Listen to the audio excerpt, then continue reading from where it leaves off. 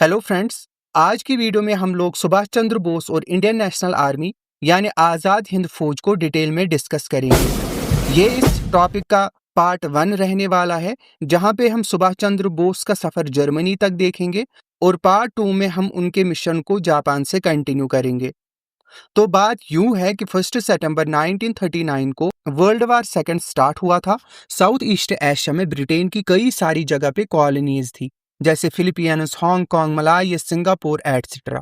अब क्योंकि world war second में ब्रिटेन और जापान आमने सामने थे, तो इन ब्रिटिश कॉलोनीज पर जापानीज अटैक का खतरा लगातार मंडरा रहा था। इसीलिए ब्रिटिश गवर्नमेंट ने अराउंड 70,000 इंडियन ट्रूप्स को इन ब्रिटिश कॉलोनीज में भेजा और साथ ही साथ 3 सितंबर 1939 को लॉर्ड लिनलिथगो ने बिना इंडियन लीडरशिप से पूछे एक डिक्लेरेशन दिया, जहां उन्होंने कहा कि वर्ल्ड वार सेकेंड में इंडिया जो है वो ब्रिटेन को सपोर्ट करेगा। वाइसरॉय के इस डिक्लेरेशन से पूरे देश में गुस्सा था। लोगों का मानना था कि एटलीस्ट 1937 के इलेक्शंस में जो इंडियन पॉलिटिशियंस इलेक्ट होकर आए हैं, कम से कम उनसे तो पूछ लेना चाहिए कि भारत वर्ल्ड वार में सपोर्ट ब्रिटेन का करेगा या नहीं।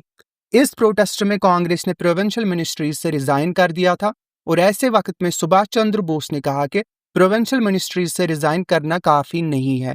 उन्होंने कांग्रेस की मीटिंग में सिविल डिसोबीडियंस मूवमेंट लॉन्च करने की डिमांड की, लेकिन गांधी जी इस बात पर एग्री नहीं हो रहे थे।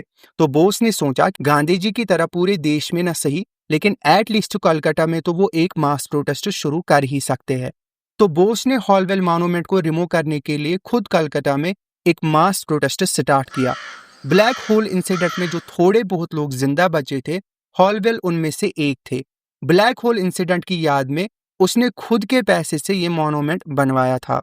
ब्लैक होल इंसिडेंट एक बहुत ही दर्दनाक घटना थी, जिसमें 146 लोगों को एक छोटे से रूम में बंद कर दिया गया था, जिसमें 126 लोगों की मौत दम घुटने की वजह से हुई। तो इस मॉन्यूमेंट से ब्रिटिश गवर्नमेंट का जबरदस्त इमोशनल कनेक्शन था और सुभाष चंद्र बोस बोल रहे थे कि इस मॉन्यूमेंट को यहाँ से हटाओ। तो ऑब्वियस सी बात है कि ब्रिटिश गवर्नमेंट को ये बात पसंद तो नहीं आनी थी। तो उन्होंने सुभाष चंद्र बोस को उठाया और जेल में डाल दिया। बोस ने क्या किया, जेल में 7 दिन की हंगर स्ट्राइक स्टार्ट कर दी, जिससे उनकी तबीयत खराब हो गई। इसीलिए ब्रिटिश गवर्नमेंट ने उन्हें जेल से निकालकर उनके खुद के घर पर शिफ्ट कर दिया और घर के बाहर चारों तरफ पुलिस की निगरानी रख दी गई, यानी वो खुद के ही घर में हाउस अरेस्ट कर दिए गए। वो घर से निकलकर तो कहीं नहीं जा सकते थे। तो बोस ने क्या किया, थोड़ी दाढ़ी वाड़ी बढ़ाई और 17 जनवरी 1941 को पठान के बेस में पुलिस को चकमा देकर फरार हो गए। 26 जनवरी 1941 को वो जियाउद्दीन नाम का एक झूठा नाम यूज करते हुए पिशावर पहुंचे और इस सफर में उनकी मदद की भगत राम ने। बाद में ये भी सुनने को मिला कि बोस ने भारत छोड़ दिया ताकि घर के अंदर जो संघर्ष चल रहा है उसको बाहर से सपोर्ट करे। ये भी रिपोर्ट आई कि बोस ने रशिया से मदद मांगी ब्रिटिश हुकूमत से भारत को आज़ाद करवाने के लिए, लेकिन जून 1941 में रशिया अलाइड फोर्सेस के साथ मिल गया, जो बोस के लिए काफी निराशजनक था। इसके बाद बोस जर्मनी चला गया। जर्मनी में बोस ने हिटलर से मुलाकात की एक झूठे नाम ओरलैंडो मज़ाटो के जरिए। हिटलर की मदद से फ्रीडम आर्मी यानी मुक्ति सेना बनाई गई, जो उन सारे इंडियन ऑरिजिन के प्रिजनर्स ऑफ वार पर मुश्तमिल थी जो जर्मनी और इटली ने गिरफ्तार किए थे। बेसिकली ये सोल्जर्स ब्रिटिश आर्मी के थे जिन्हें नॉर्थ अमेरिका में डिप्लॉय किया था। वर्ल्ड वार सेकंड के चलते एक्सेस पावर जिसमें जर्मनी भी था, उन्होंने इनको बंदी बना लिया था। तो इन सोल्जर्स का जर्मनी ने नॉर्थ अफ्रीका से उठाकर अपने यहाँ प्रिजनर ऑफ वार बनाकर रखा था। तो सुभाष चंद्र बोस ने जर्मनी अथॉरिटीज की मदद से in Indian prisoners of war को इकट्ठा किया और एक आर्मी बनाई, ताकि ये आर्मी इंडिया जाकर ब्रिटिश गवर्नमेंट को उखाड़कर फेंक दे। इस आर्मी में अराउंड 4,500 इंडियन सोल्जर्स थे और इस आर्मी को कहा गया फ्री इंडियन लीजन। अब आप सोच रहे होंगे कि जर्मन अथॉरिटीज बोस को सपोर्ट क्यों कर रही थी आर्मी बनाने के लिए। तो भैया, जर्मनी अथॉरिटी सपोर्ट कर रही थी क्योंकि इसमें उनका भी फायदा था। वर्ल्ड वार सेकंड में ब्रिटेन और जर्मनी आमने सामने थे, तो अगर सुभाष चंद्र बोस एक आर्मी बना के ब्रिटेन पर अटैक करते हैं तो फायदा किसका है? जर्मनी का भी फायदा है, क्योंकि भैया उनके अपोनेंट पे अटैक हो रहा है, उनका अपोनेंट वीक हो रहा है। लेकिन इसी बीच 2-3 ऐसी चीजें हुई जिससे सुभाष चंद्र बोस को जर्मनी के इंटेंशंस पर शक होने लगा और उनका जर्मनी पर से विश्वास उठने लगा। वो 2-3 चीजें क्या थी? पहली चीज ये थी कि हिटलर रशिया को इन्वेड करने का प्लान कर रहे थे। दूसरी चीज, उसने अपनी ऑटोबायोग्राफी में कुछ ऐसा लिख दिया था जो बोस को पसंद नहीं था। तीसरी चीज, सुभाष चंद्र बोस और हिटलर की जो मीटिंग हुई उसमें कुछ ऐसा हुआ जो बोस को पसंद नहीं आया। तो सबसे पहला पॉइंट था कि हिटलर का रशियन इन्वेजन का प्लान। बेसिकली हिटलर प्लान कर रहा था रशिया को इन्वेड करने का। नेताजी लगातार जर्मन अथॉरिटीज को लेटर्स लिख रहे थे कि यार ऐसा मत करो। एक्चुअली बात यह है कि इंडिया की जो मेजॉरिटी पॉपुलेशन है उनके मन में रशिया के लिए हमेशा से एक सॉफ्ट कॉर्नर रहा है, और अगर जर्मनी रशिया को इन्वेड करता है तो इंडियंस जो है वो जर्मनी को अपना दोस्त नहीं बल्कि दुश्मन समझेंगे। हिटलर की इमेज तो लोगों के मन में पहले से ही खराब थी। दूसरी बात ये थी कि नेताजी चाहते थे कि हिटलर ने जो अपनी ऑटोबायोग्राफी में में इंडिया के बारे में कुछ ऑफेंसिव स्टेटमेंट्स लिखी हुई है उन्हें हटा दिया जाए। हिटलर ने नेताजी की रिक्वेस्ट को पूरी तरह इग्नोर कर दिया। अब आप सोच रहे होंगे कि क्या नेताजी इन चक्करों में पड़ गए हैं? भाई, उन्हें तो इंडिया आजाद कराना था, तो रशिया और हिटलर की ऑटोबायोग्राफी का क्या लेना देना? और वैसे भी तो वो अपनी ऑटोबायोग्राफी चेंज क्यों करेगा? भाई, वहां वर्ल्ड वॉर सेकंड चल रहा है, वो अपनी वार की स्ट्रेटेजी बनाएगा या ऑटोबायोग्राफी चेंज करेगा? वैसे भी उसने ये बुक 1925 में लिखी थी और नेताजी जो है वो 1941 में आकर उससे कह रहे हैं कि भैया इसे चेंज करो। बेसिकली आप ये समझने की कोशिश करो कि नेताजी का इंटेंशन क्या था। नेताजी ट्राई कर रहे थे कि हिटलर की मदद से इंडिया से ब्रिटिश गवर्नमेंट को भगाया जाए। ऐसे समय में अगर इंडियंस के मन में जर्मनी या हिटलर के लिए गुस्सा रहा तो ऐसे में इंडिया के लोग उल्टा नेताजी पर ही भड़क जाएंगे। नेताजी आप किससे मदद मांग रहे हो ये कहेंगे, इससे अच्छे तो ब्रिटेन के लोग ही है। तो ये बात थी। और इसके अलावा तीसरा इवेंट यानी नेताजी और हिटलर की जो मीटिंग थी उसमें तो पूरी तरह से जर्मनी और हिटलर से नेताजी का विश्वास उठ गया, क्योंकि यहाँ पर नेताजी को ये फीलिंग आ रही थी कि यार ये आदमी भरोसे के लायक नहीं है। ऐसा भी हो सकता है कि ये ब्रिटेन को तो इंडिया से हटाने में मदद कर दे लेकिन बाद में खुद ही इंडिया को इन्वेड ना कर ले। तो सुभाष चंद्र बोस ने सोचा कि जर्मनी में टाइम वेस्ट करने से अच्छा है कि जापान से बात की जाए। जापान भी तो वर्ल्ड वॉर सेकंड में ब्रिटेन के अगेंस्ट ही लड़ रहा था और दुश्मन का दुश्मन तो दोस्त होता है। वैसे भी इंडिया को लेकर जापान और जर्मनी के एटीट्यूड्स थोड़े डिफरेंट ही थे, तो नेताजी को जापान से काफी उम्मीद थी। इसीलिए उन्होंने फरवरी 1943 को एक सबमरीन पकड़ी और रुख किया जापान की तरफ।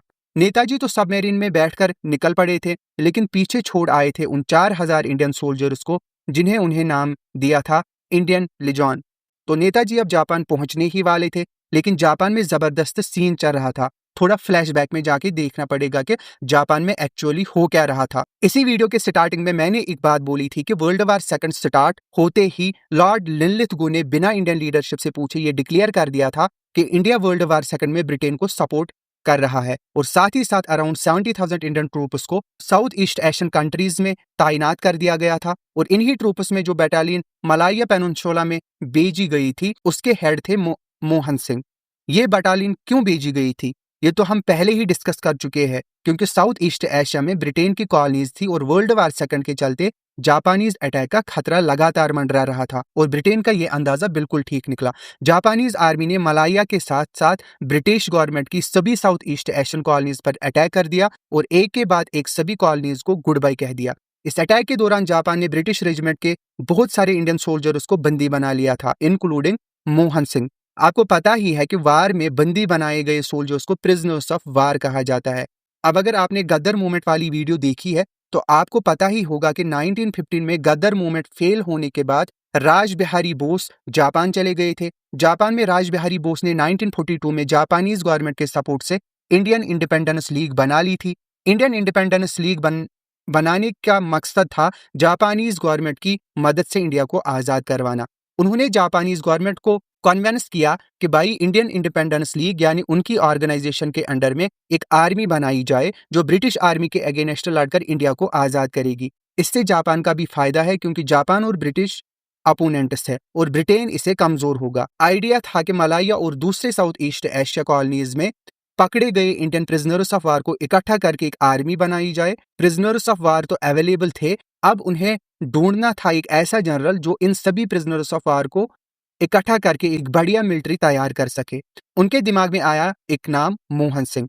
राज बिहारी बोस ने जापानीज ऑफिसर मेजर फूजीवारा के साथ मिलकर मोहन सिंह को अप्रोच किया और बोला कि सभी इंडियन प्रिजनर्स ऑफ वार को इकट्ठा करके एक आर्मी तैयार करो। अब मोहन सिंह के लिए ये डिसीजन इतना आसान नहीं था, क्योंकि 18 साल की उम्र से वो ब्रिटिश गवर्नमेंट के लिए काम कर रहे थे और अब उन्हें कहा जा रहा था कि वो एक फौज बनाए और उल्टा ब्रिटिश आर्मी पर ही अटैक करे, यानी जिसका नमक खाया है उसी से गद्दारी करनी थी। लेकिन नमक से भी बड़ा उनके लिए अपना देश था। मोहन सिंह ने इंडियन नेशनल आर्मी बनाने की तैयारी शुरू कर दी। मलाया से 6000 प्रिजनर्स ऑफ वार उठाए, सिंगापुर से 40,000 उठाए। इसके अलावा दूसरी साउथ ईस्ट एशियन कॉलोनी से भी प्रिजनर्स ऑफ वार को इकट्ठा किया गया और फाइनली इंडियन नेशनल आर्मी बनकर तैयार हुई।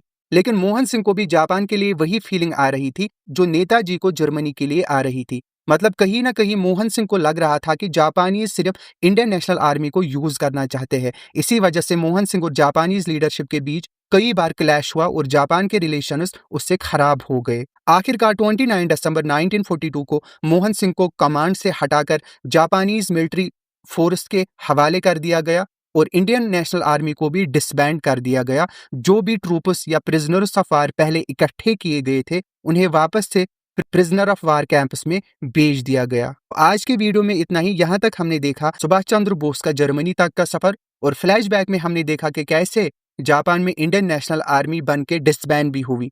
अब नेक्स्ट वीडियो में हम देखेंगे कि कैसे सुभाष चंद्र बोस जापान पहुंचे और कैसे इंडियन नेशनल आर्मी को रिवाइव करके उन्होंने अपने मिशन को आगे बढ़ाया। डाउट डिमोलिशर पे मॉडर्न हिस्ट्री के और भी बहुत सारे वीडियोस हिस्ट्री के एक्सप्लेन किए गए हैं, आप उनको प्लेलिस्ट में जाके देख सकते हैं। Thanks for watching Doubt डिमोलिशर।